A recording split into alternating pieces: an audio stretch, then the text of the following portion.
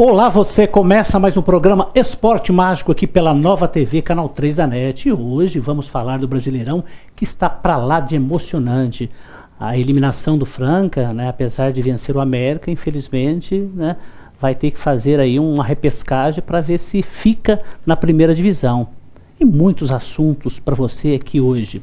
E comigo, mais uma vez aqui, o nosso convidado Kelvin Melo. Ele vai falar aqui do futsal e vai ter aquele bate-papo legal com a gente. Kelvin, muito obrigado mais uma vez, seja bem-vindo. Um abraço, Gonzaga, um abraço a todos os telespectadores. Estamos aqui para falar mais um pouquinho de esporte. Legal, muito bacana. E o Ricardo Costa, nosso comentarista. E Ricardo, tá preparado, menino? Olá, meu amigo, tudo bem? Preparadíssimo. Legal, muito bacana. Olha, e começando o programa de hoje, vamos à última parte da entrevista com o grande Nunes, centroavante do Flamengo dos anos 80. Entrevista que o Ricardo fez na Gávea com esse grande craque que ficou marcado na história do Flamengo. Solta a matéria. Estamos aqui na Gávea falando com o artilheiro das decisões. É uma grande honra ter aqui no Esporte Mágico a palavra desse grande artilheiro. Nunes, qual a expectativa sua para o Flamengo nesse restante de temporada? Em primeiro lugar, mandar um abraço a toda a rapaziada do Esporte Mágico. É uma satisfação. E um abraço a toda a nação rubro-negra da cidade de Franca. Eu feliz, tranquilo. Então espero que tudo que foi feito no futebol, por mim e por todos os meus companheiros, seja aproveitado pela criançada, pelos adolescentes, que sirva de exemplo para futuramente ser grandes profissionais. E para mim é uma honra estar aqui batendo esse papo contigo, fazendo essa entrevista, né? E responder as perguntas que você quiser aí. O Júnior cita muito um fato, antes da partida, aquele olhar arrogante dos ingleses, aquilo serviu realmente como um doping positivo para mais vibração ainda para aquela partida, Nunes? Isso realmente aconteceu. O Júnior foi que se ligou mais nesse fato, porque a gente estava ainda trocando de roupa, né? E o Júnior já estava trocado de roupa e viu quando eles passaram e deram risada pra gente. A gente estava iniciando o aquecimento. E o Júnior falou, os caras passaram aqui dando risada da gente. Aí eu falei bem assim, não, eles vão rir dentro de campo. Dentro de campo eles vão rir. Vamos lá para dentro de campo que a gente vai dar o troco.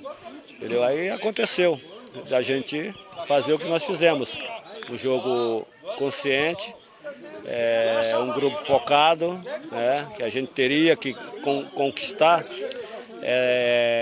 essa conquista, esse título, porque era o Mundial e todos ficariam valorizados. Legal, Nunes, eu só tenho a te agradecer em nome de toda a nação rubro-negra por tudo que você representou e representa para essa torcida, a importância que você teve nesses momentos marcantes da história do Flamengo e por hoje estar aqui nos atendendo a reportagem do Esporte Mágico. Muito obrigado. Eu aqui agradeço. Você vê que aqui é o meu cantinho, né? Aqui na Gávea, aqui são meus amigos da Flapel, onde no sábado à tarde, no domingo de manhã, eu sempre jogo uma pelada com os sócios, né? Então aqui é um grupo maravilhoso, um grupo que faz a diferença na eleição do Flamengo e são todos meus amigos. Então eu represento muito para esse grupo aqui de associados do Flamengo, que leva o nome de Flapel e aqui leva o meu nome, né?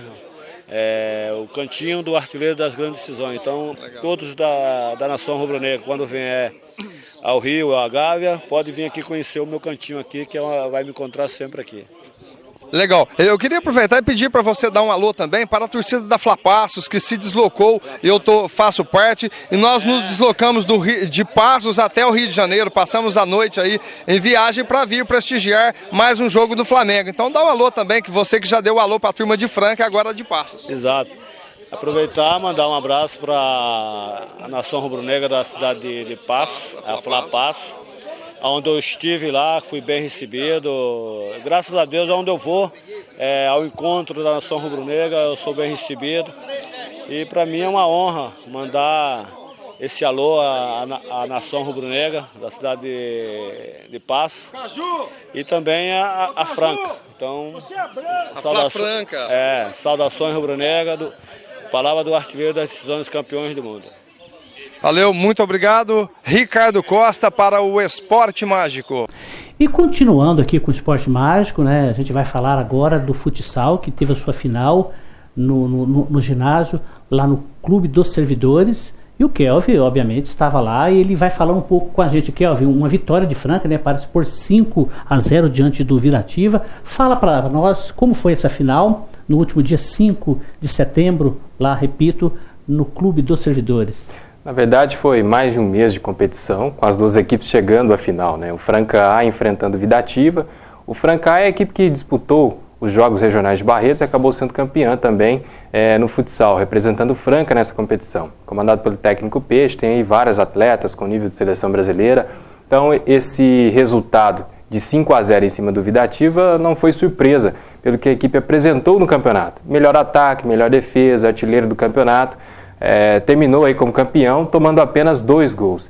Então, o Franca A fez jus. No primeiro tempo do jogo, tomou um sufoco das meninas do Virativa, que são conhecidas lá do Paulistano, né, numa academia, realizam também um grande trabalho. Mas no segundo tempo, realmente, o Franca A pôs a bola no chão, realizou o futsal que estava acostumado, e o resultado foi esse, 5-0, um passeio. Ô Kelvin, a gente sabe que aqui no Brasil, de um modo geral, o futebol feminino, o investimento é dos piores. A gente lamenta mesmo, porque faz parte, né, da cultura do nosso pobre futebol, de como ele é comandado, como ele é governado, vamos dizer assim. E a gente vê, né, um time como esse, eu te pergunto, o incentivo para essas meninas, como foi? Dá uma resumida para nós aí, como foi o incentivo para essas meninas que, digamos assim, são vencedoras só por estar praticando. Se no futebol de campo já é complicado, imaginamos no futebol de salão. A base dessa equipe do Franca A, ela é formada por atletas que já jogaram, né? Meninas que já jogaram pela Francana. E tem aí esse respaldo, esse apoio da FEAC, essa equipe comandada pelo Peixe. O campeonato foi organizado pela Associação dos Servidores, através da presidente Fátima, né? Foram 12 equipes participantes, equipes da região estiveram envolvidas, Pedregulho, São Joaquim da Barra, e é o único campeonato de futsal feminino que Franca realiza, esse que é organizado pela associação. Por aí você vê a falta de apoio, né, que existe de outros setores, outros empresários, com relação ao futebol, ao futsal feminino de uma forma geral. Abrindo um pouco mais, nós temos aí a equipe de Araraquara, né, disputando finais, uma equipe forte, mas nós tivemos recentemente o caso do São Paulo, né, que é o mais conhecido. O futebol feminino de São Paulo chegou à final do Campeonato Paulista, mas as atletas jogando em troca de apoio de cesta básica, comida, porque houve a promessa de que teria um patrocínio, esse patrocínio não veio, o São Paulo já crise já no futebol masculino, isso chegou no feminino e as atletas chegaram até a final, disputaram a final sem receber salários.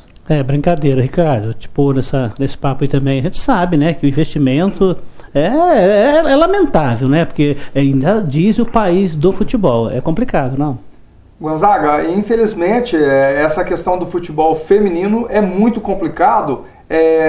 A torcida em geral, a imprensa, até mesmo os patrocinadores, só se lembram do futebol feminino basicamente nas Olimpíadas. É o único momento a cada 4 anos, nem o Mundial não é tão destacado. Apenas nas Olimpíadas é que sim chama a atenção, principalmente nas últimas Olimpíadas, que o Brasil, tendo a Marta em campo, uma maior jogadora aí dos últimos anos do futebol feminino, então isso chamou muita atenção, então até prendia a atenção do público. Mas infelizmente, questão de patrocinadores é complicado, muito complicado, Gonzaga. É lamentável. Eu confesso que eu não vejo assim a curto e médio prazo uma mudança nesse quadro. Olha, vamos ao intervalo e no próximo bloco vamos falar do Franca Basquete, né, da eliminação, ou seja, a não classificação do Franca.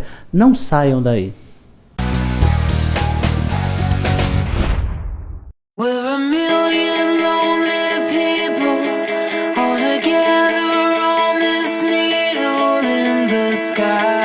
A Casa do Atleta é uma loja de materiais esportivos aqui de Franca, com mais de 8 anos no mercado. Prezamos o bom atendimento, a qualidade, um pós-venda muito bom. Atendemos clubes, prefeituras, associações e o público em geral.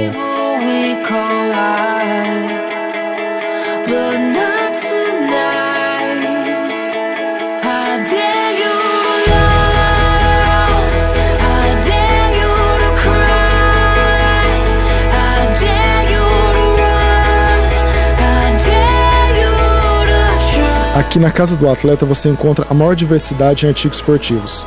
Nós temos toda a linha de futebol, basquete, vôlei, natação, handebol, temos a linha de artes marciais, linha de kimonos, karatê, judô, jiu-jitsu, aikido, taekwondo, balé, natação, jazz.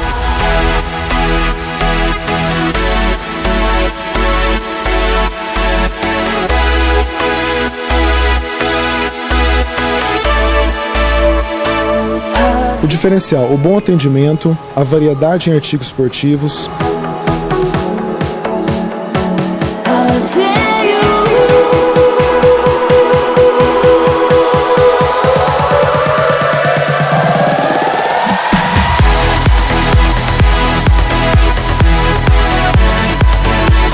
Você que ainda não conhece a Casa do Atleta Loja 2, venha conferir. Estamos num amplo espaço, em frente ao Clube SESI, na Avenida Santa Cruz 2875, contando com uma grande variedade, um bom atendimento e um ótimo preço. Venha conferir. Casa do Atleta Artigos Esportivos, Loja 2.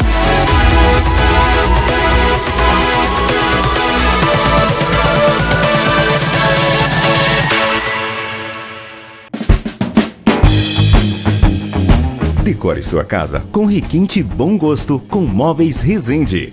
Móveis finos e planejados sob encomenda, com fabricação própria e com a qualidade que você e sua casa merece. São mais de 30 anos de tradição, atendendo Franca e toda a região.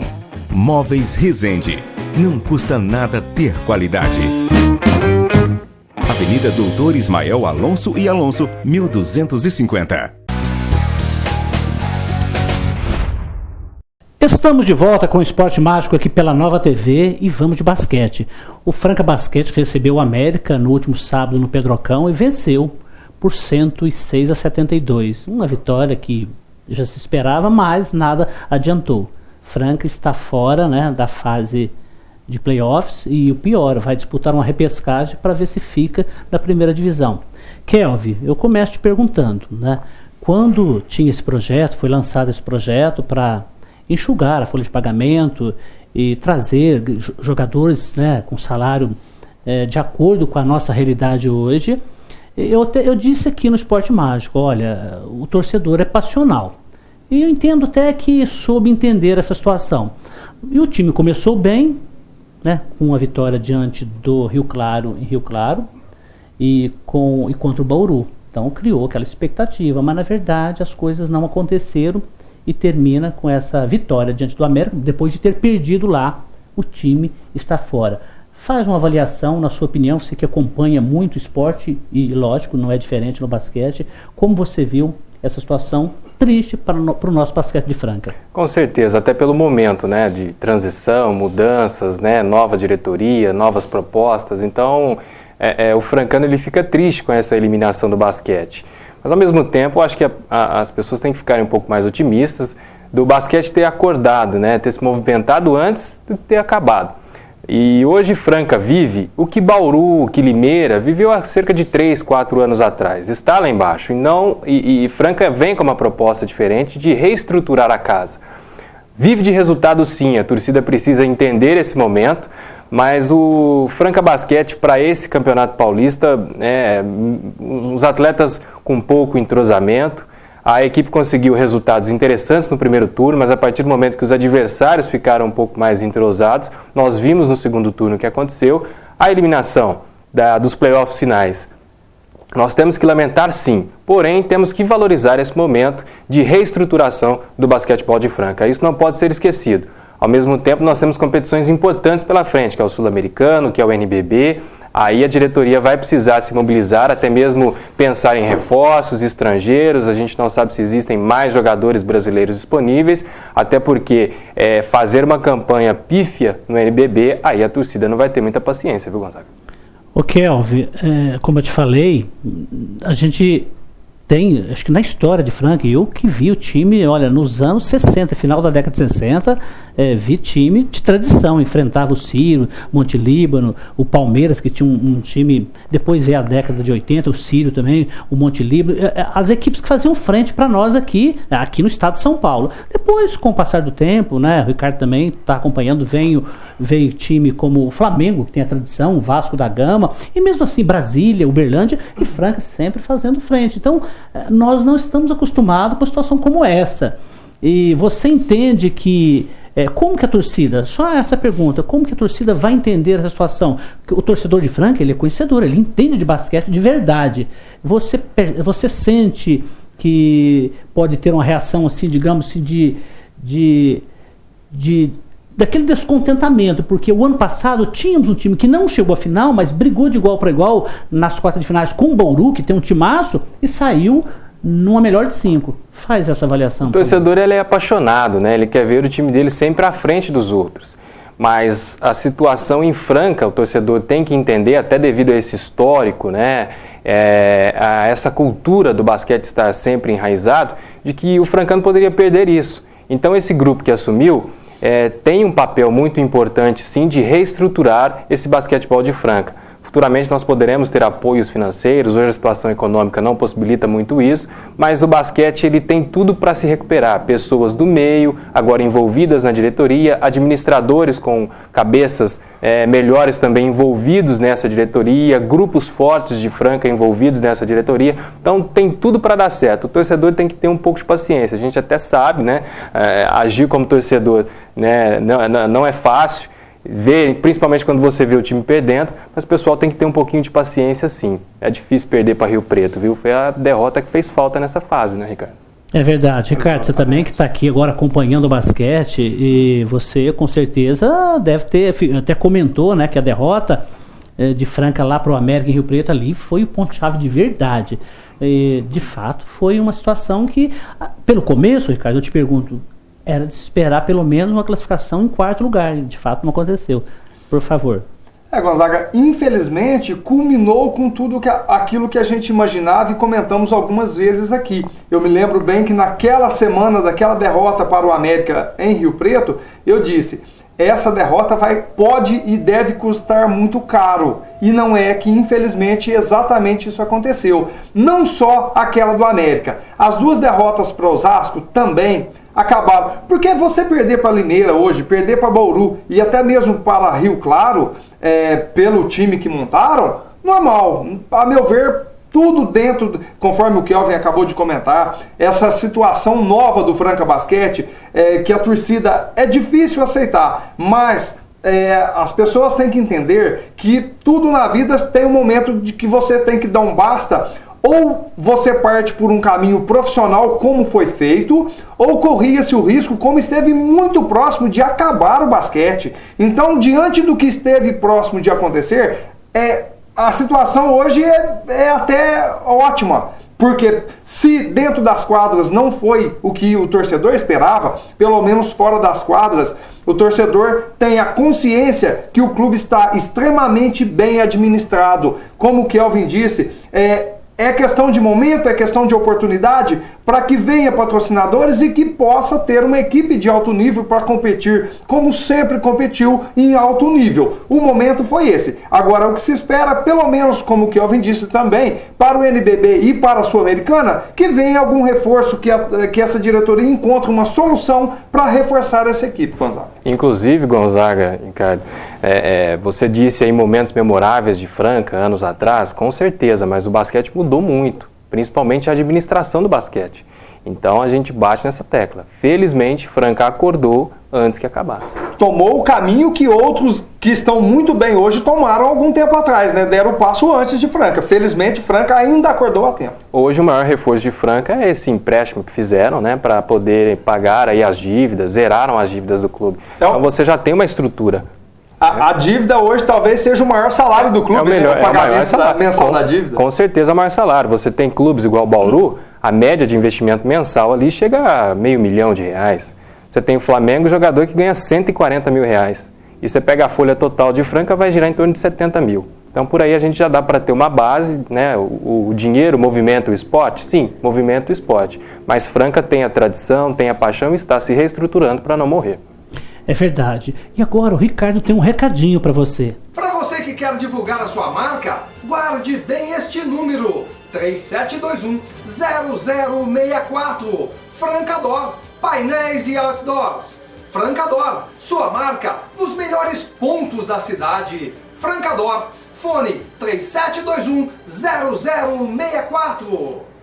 E voltando aqui com o Esporte Mágico, continuando falando de basquete, Kelvin, como você falou muito bem, né? Os tempos são outros, né? As situações não tínhamos, principalmente na década de 80. Se a gente lembrar de times aqui, a gente vai falar de vários quintetos que encheu os olhos. Eu comento com o Hélio, quando nós tínhamos Dexter e Tato Lopes num time, certo? Olha, vou dizer uma coisa para você, era uma coisa maravilhosa, uma coisa maluca. Nós não, nunca imaginávamos que um dia fosse, chegar hoje e a gente está aí, porque naquela época não existia Bauru, Limeira, os nossos adversários... Times mais intermediários, Exatamente. Eles disputavam para preencher a competição, né? Mas você, ao mesmo tempo que você lembra de times memoráveis, você falou do Dexter, você falou do Tato Lopes, nós tivemos Rock Smith, Sheldon, Patrick. Eu lembro que eu era garotinho e a diversão era ir para ver esses americanos da enterrada e comer o tradicional hot dog, né? A diversão quando criança era essa. Mas você pega também, você enche 30 mãos de times que acabaram.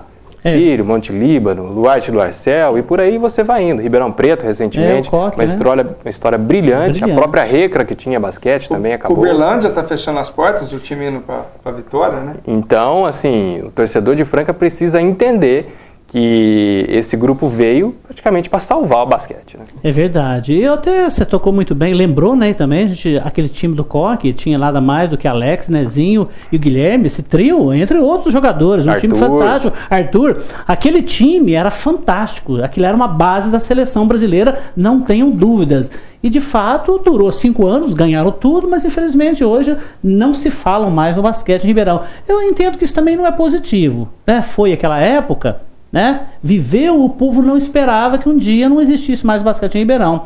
Então isso também não é muito legal. Acho que dar uma sequência seria melhor. Então agora a Franca está num momento de sentar, fechar as portas, vamos dizer assim, não é bem assim, mas vamos trabalhar com o nosso orçamento, com a nossa realidade. Não é por aí, Kelvin? É por aí. Você vê, Uberlândia, já teve o Hélio Rubens, conquistou títulos internacionais, Elinho, vários atletas de destaque, fechou a casa e mandaram um time lá para Fortaleza, Então, por aí você tem uma noção, para Recife, se não me engano. Então, você vê que vários times já foram, voltaram e Franca permanece ali, com a chama viva. Legal, muito bacana. Olha, vamos a mais um intervalo e no próximo bloco, Seleção Brasileira. Não saiam daí.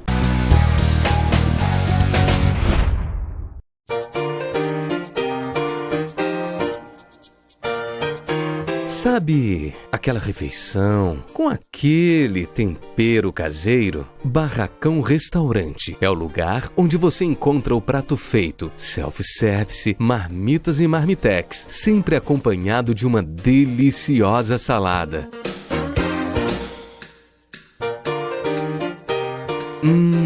Que fome! Venha logo, Avenida Elisa Verzola Gozuem, 2256, na Vila Scarabucci. Telefone 3702-0060. Barracão Restaurante. Delicie-se!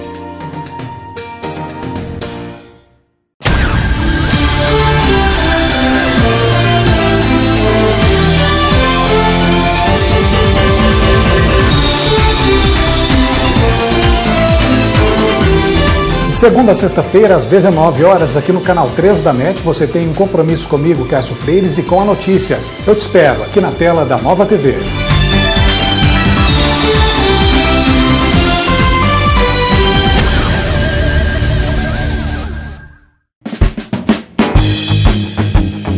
Decore sua casa com requinte bom gosto com Móveis Resende. Móveis finos e planejados sob encomenda, com fabricação própria e com a qualidade que você e sua casa merece. São mais de 30 anos de tradição, atendendo Franca e toda a região. Móveis Resende. Não custa nada ter qualidade. Avenida Doutor Ismael Alonso e Alonso, 1250. Está precisando de óculos novos?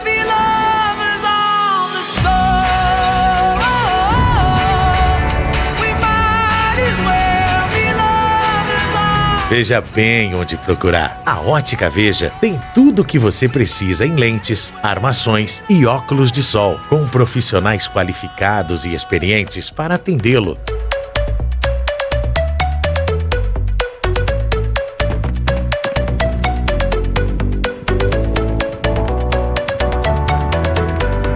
Ótica Veja, no calçadão da Rua do Comércio, bem no centro. Guarde bem este nome, Ótica Veja.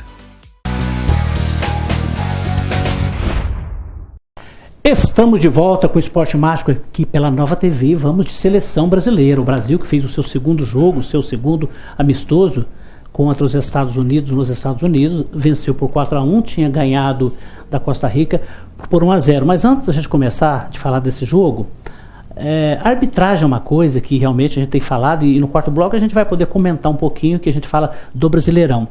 A CBF pediu, a FIFA, autorização para fazer um teste. Vai colocar um árbitro, Ricardo, Kelvin, você de casa, um árbitro em uma cabine, ele vai ter um monitor lá. Eu confesso para você, eu não sei como o que vai acontecer. O único recurso eletrônico que valeu a pena foi a inserção do chip na bola na Copa do Mundo. Foi feito e foi 100% de aprovação. Foi excelente, porque a bola bater num jogador ou na trave, ultrapassar a linha do gol. E foi realmente, mas é uma situação bem diferente. E a gente quer lembrar aqui, Ricardo, um jogo, até o Sandro Meirahit, esse é o brasileiro que apitou a Copa, que foi o árbitro brasileiro, o jogo de França e Honduras, no gol do Benzema. Então valeu. E no outro jogo, me parece Itália e Costa Rica, vitória da Costa Rica, gol do Brian Ruiz. Então só por aí já valeu. Mas eu vou adiantar aqui, colocar um árbitro numa cabine com um monitor para ele ver lance de impedimento e pênalti, gente, não vai resolver nada. Eu quero queimar minha língua. Fizeram um teste aqui, para a gente não alongar, porque esse aqui é assunto para a gente fazer num programa. Ricardo, Kelvin, você de casa. Fizeram o teste uma vez com 2 árbitros. Os caras erravam mais do que um só. Não aprovou. Aí veio o teste do espantalho atrás do gol. Você lembra do espantalho? Você lembra, Ricardo? Para você de casa, é aquele árbitro que ficava atrás do gol. Ele servia para espantar quero e mais alguma coisa. Eles faziam até pose ali, faziam até pose. Não, essa é a minha avaliação. Eles mais complicaram do que ajudaram. Então agora imagina um cara numa cabine e ele vai analisar um lance de pênalti. Bom, enfim, eu quero queimar minha língua, mas vai ser mais uma lambança da CBF. Tomara que estejam certo. Gonzaga, eu vou intrometer um pouquinho no assunto. Eu sei que você tá doidinho para falar. Você acredita que a FIFA vai dar essa permissão?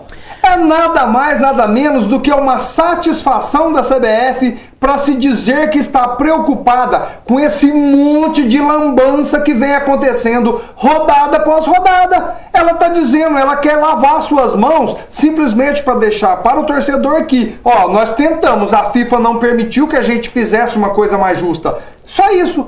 A FIFA jamais vai permitir isso. Eu até entendo, olha bem, eu até entendo, porque eu não gosto, a palavra acho, eu não tenho, porque acho você fica na dúvida.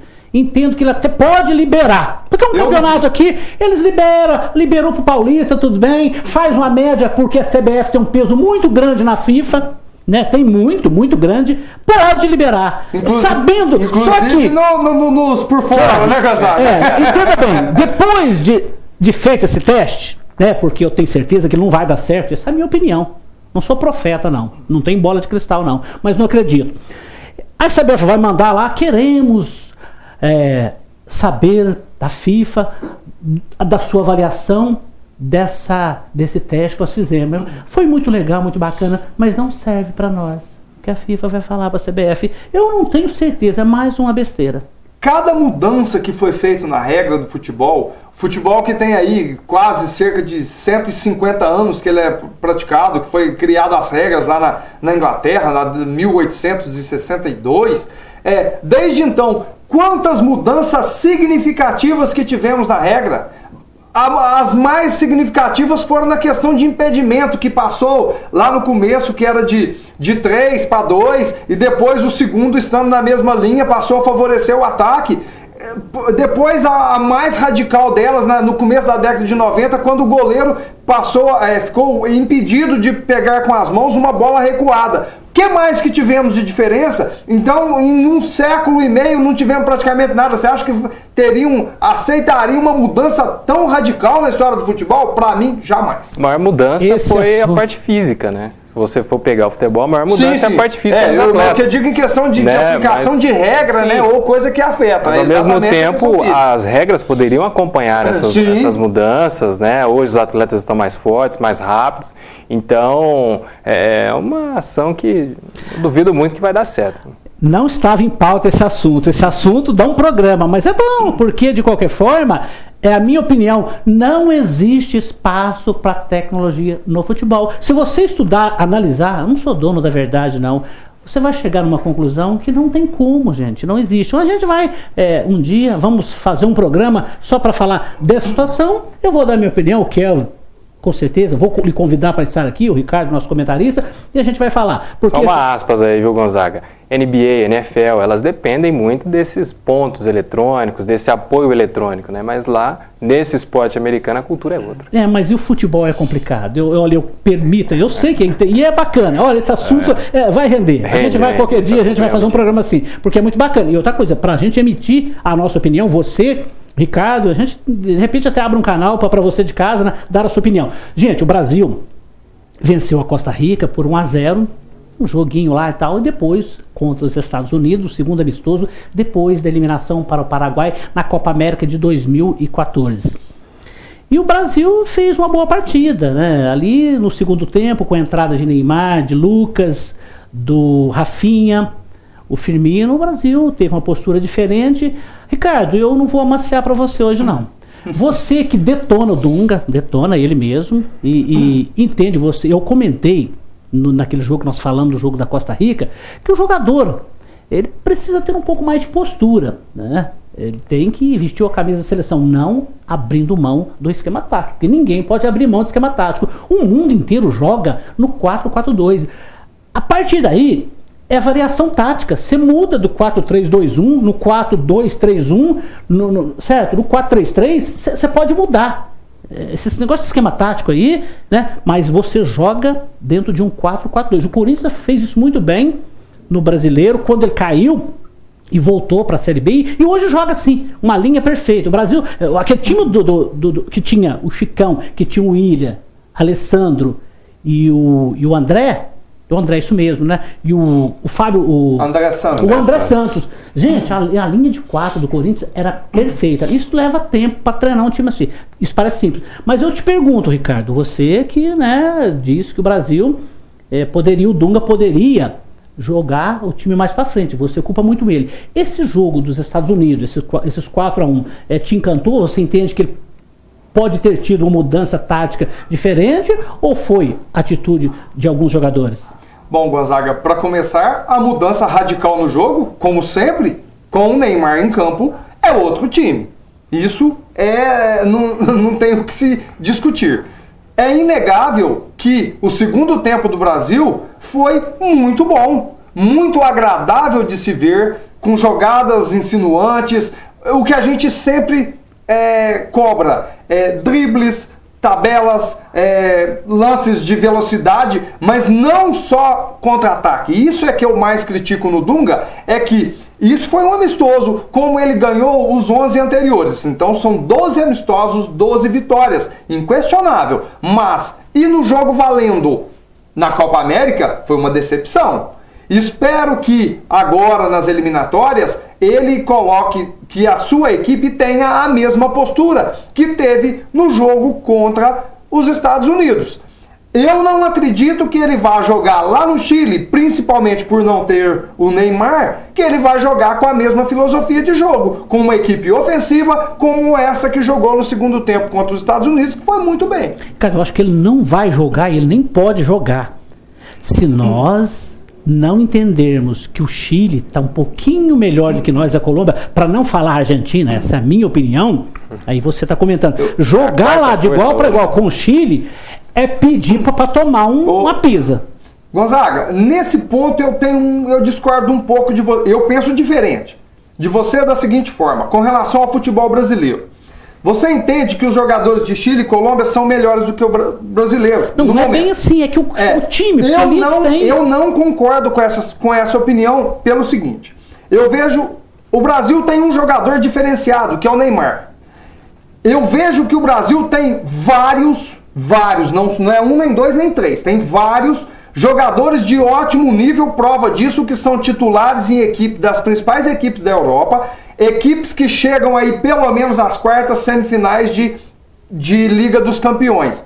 Então, eu entendo que se temos jogadores desse nível, jogadores que não são as estrelas principais, mas são jogadores ótimos coadjuvantes. Jogadores como o William no Chelsea, jogadores como o Felipe Coutinho, jogadores como o Thiago Silva, Davi Luiz, Marcelo, Daniel Alves, todos jogadores de equipes que chegaram no topo da Liga dos Campeões.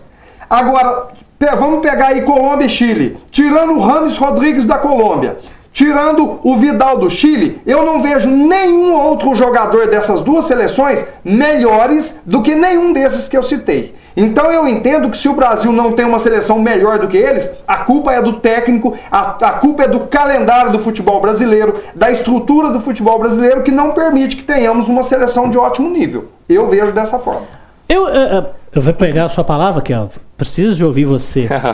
Tudo bem. Esse assunto, né, é complicado. Eu não vejo o Brasil com jogadores de de grande nível técnico assim. São grandes jogadores, mas quando se trata de uma seleção, quando a gente fala de Argentina, de Brasil, de Alemanha, o cara tem que ser diferenciado. Felipe Coutinho hoje, ele não apresentou nada, o William tá até jogando. Nada na seleção, mas nos times aí, é isso. Se pegar o Chile hoje, eu entendo, um goleiraço bravo, um goleiro excelente. A defesa ali, tudo bem, mas hoje a defesa, os caras bastou jogar sério. Você pega o Isla no meio de campo, você pega o Vidal, ele jogaria na seleção, se fosse o brasileiro. Tudo bem. Alex Sanches, tirando o Neymar, que jogador que nós temos? Alex Sanches não teve espaço no Barcelona, ele foi pro Arsenal. Qual jogador brasileiro, tirando o Neymar, atacante, que é melhor do que ele? Tudo bem, Kelvin. A sua avaliação, o Dunga, a seleção está em boas mãos com o nosso Dunga? Não, no meu ponto de vista, eu não gosto do Dunga no comando da seleção brasileira. Acho que o Brasil tem bons jogadores sim, estão atletas nas principais equipes do mundo, mas as convocações, a própria metodologia do Dunga, né, o nariz empinado, acho que bater demais, não gostar de ser questionado pela imprensa, então acho que isso tudo prejudica. E o jogador brasileiro que está lá fora também, acho que ele está mais preocupado com o salário em dia, com a bela estrutura que ele tem nos clubes europeus, que vir jogar na seleção brasileira. Sinceramente, acho que pela cultura do futebol brasileiro hoje, isso também é muito frenético, né? O jogador não tem tanto compromisso com a seleção brasileira, não. Você falou, matou bem, a gente vai tocar nesse assunto em outra ocasião, os caras estão mais preocupados sim, com o que ganha do que propriamente defender. Não que vão jogar lá e não soa, mas a preocupação, eu não sei, Firmino, o Felipe Coutinho, os caras ganhando o que ganham lá. Não estou dizendo, mas... Um rápido comentário, Gonzaga. O Kelvin disse uma coisa perfeita, os jogadores não dão muita bola hoje para a seleção como se dava no passado. Eu vou além. Não só os jogadores não dão bola, quanto a torcida brasileira hoje está quase, entre aspas, pouco se lixando para a seleção brasileira, Gonzaga. Coloca hoje num canal de TV um jogo da seleção e no outro canal de TV o jogo do seu clube. 98% dos torcedores daquele clube vê o jogo do clube e não vê o da seleção. A cultura hoje, as pessoas torcem muito mais para seu clube do que para a seleção brasileira. E faça-se justiça, hein? Os Estados Unidos é freguês da seleção brasileira. Agora, nunca vi uma seleção tão ruim igual essa que jogou contra o Brasil recentemente. Você falou muito bem. Gente. Você falou muito bem. É uma seleção que não merece... Olha, depois de um vexame, como foi a Copa do Mundo, 7-1 para a Alemanha, 3-0 para a Holanda, olha, o torcedor, por mais que ele é leigo, não é bobo assim. Gente, vamos ao intervalo e no próximo bloco, Brasileirão para você. Não saiam daí.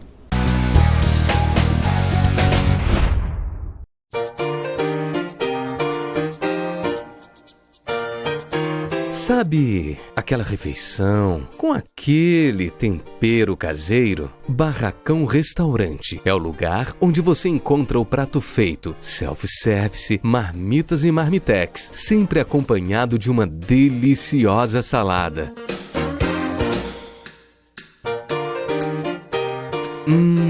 Que fome! Venha logo, Avenida Elisa Verzola Gozuen, 2256, na Vila Scarabucci. Telefone 3702-0060. Barracão Restaurante. Delicie-se.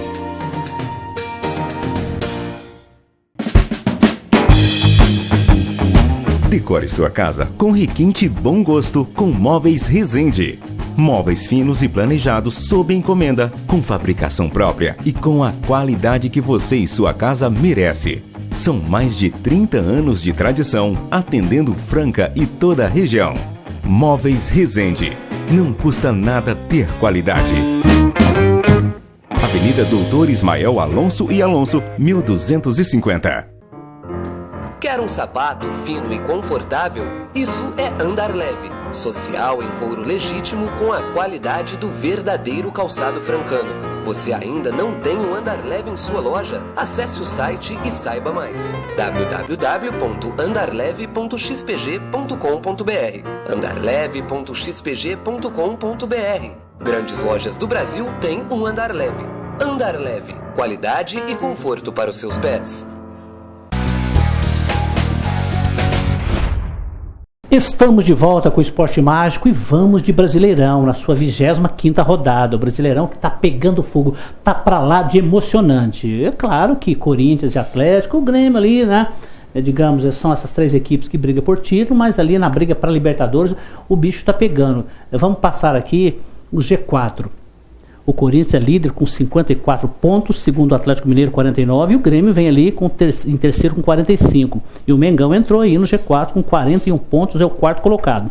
Depois vem São Paulo 41, Palmeiras 38, Atlético Paranaense 38, Santos 37. Então essa briga pelo G4 aí está emocionante. Na zona de rebaixamento, o Goiás é o 15º, o 16º Figueirense, aí vem, né, o G4, o Z4 na zona, 17º Curitiba, 18º Avaí, 19º Joinville, e o Vasco, apesar de duas boas vitórias seguidas contra a Ponte Preta e o Atlético Paranaense, o Vasco ainda está com 19 pontos. É a situação do Vasco.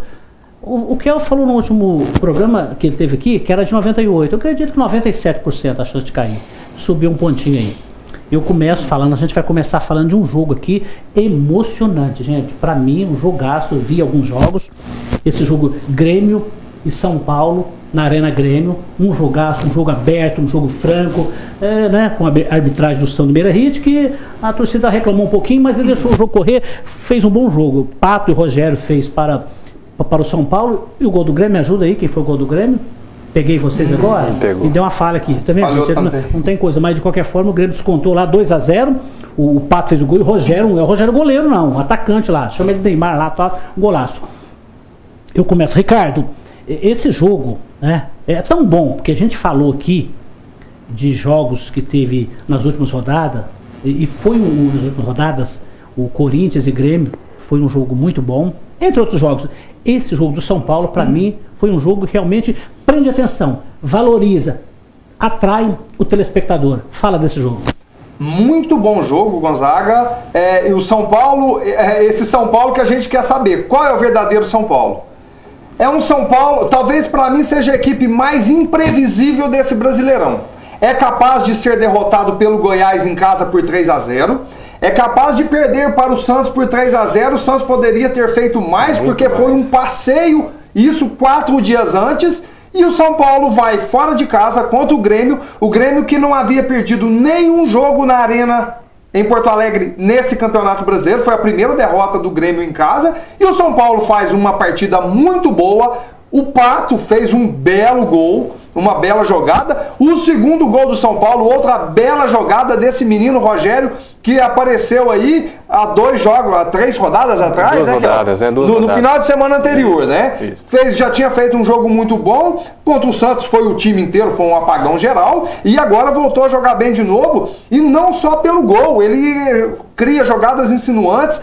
Um grande jogo, Gonzaga, que aí, como a gente tem comentado, como tem tido o brasileiro, que tem péssimas arbitragens, mas tem ótimos públicos e grandes jogos. Esse é mais um deles. É verdade. O time do São Paulo, eu falei no começo do ano, o São Paulo parece que não encontrava. Eu não conseguia entender isso no Paulista. Como que o São Paulo, com o plantel que tinha, e não jogavam futebol mais convincente. Tinha bola para isso. E Kelvin, vou passar a pergunta para você agora, para falar desse jogaço. Apesar de perder ali, eu entendo, o Denilson, o Souza e o Dória, jogadores titulares, jogadores, entendo eu, importantíssimo dentro de um esquema tático. O Juan Carlos Osório veio, esse cara é bom, viu, gente? Vão ter paciência com ele e, às vezes, fez um comentário, na minha opinião, infeliz no jogo que perdeu para o Santos, quando perguntado, né, da situação, disse ele, falta mais qualidade. Não é muito legal. De qualquer forma, e por incrível que pareça, né, o jogador parece que compraram essa bronca. Ela soou de uma forma positiva e fez esse jogaço, como o Ricardo bem disse, o São Paulo, que é imprevisível mesmo. Perde de 4-0 para Goiás em casa, perdeu para o Santos, tudo bem, o Santos também. 3-0. Né? O Goiás e 3 pro Santos. Mas o São Paulo faz partidas, às vezes você fala, pô, como que esse time perdeu para o Ceará em casa na Copa do Brasil e virou lá? Kelvin, fala do tricolor. Eu vejo que isso tudo é reflexo, principalmente desse rodízio. Não discordo do Osório quando ele fala que falta qualidade. Realmente São Paulo perdeu muitos atletas, muitos jogadores contundidos, mas essa incógnita, né? A gente como torcedor, eu como torcedor de São Paulo, a gente não sabe como o time vai jogar, principalmente quando se tem esse rodízio. Né, contra o Santos, Michel Bastos no banco, a gente não sabe qual seria aí o rendimento dele na partida, se estava 50%, entrou só no segundo tempo, mas contra o Grêmio realmente foi um jogaço de bola, o Grêmio também muito bem, o São Paulo totalmente ofensivo, o Grêmio também respondendo de forma ofensiva, mas eu vejo que isso tudo é reflexo desse rodízio que o Osório argumenta em fazer devido à falta de qualidade. Vamos ver, é estruturar, terminar esse campeonato ali entre os 4 primeiros, acho que chance para título o São Paulo não tem, e o Grêmio pode brigar por isso sim, tem qualidade, tem time para brigar pelo título, mas é terminar bem e ver como vai ser reestruturado esse São Paulo para 2016.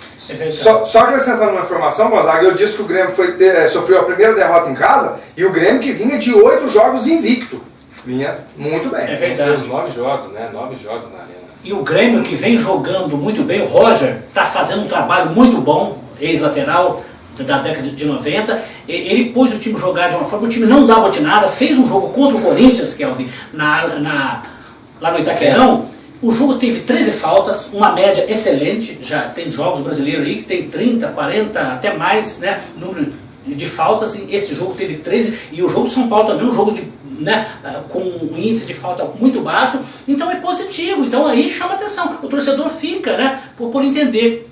Como pegou o time que está brigando para título, que é o caso do Grêmio, jogando lá, não perde o jogo lá de jeito nenhum, fácil, não perde o jogo fácil. E o São Paulo ganhou com propriedade, com méritos. Eu vejo que essa mudança, né, dos técnicos, o próprio técnico do Grêmio, agora o Agel indo para a equipe do Internacional, são técnicos que gostam, né, de pôr a bola no chão. O Osório chega com um discurso de que o time precisa ser mais ofensivo.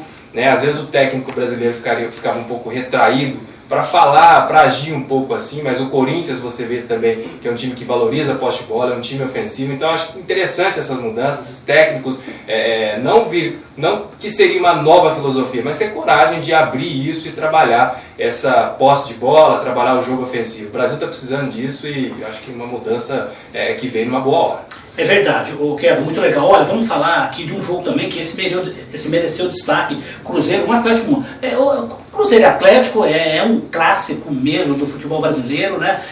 Que prende a atenção. E foi um jogo cheio de alternativas, porque o 1-0 para o Cruzeiro, uma falha do Vitor.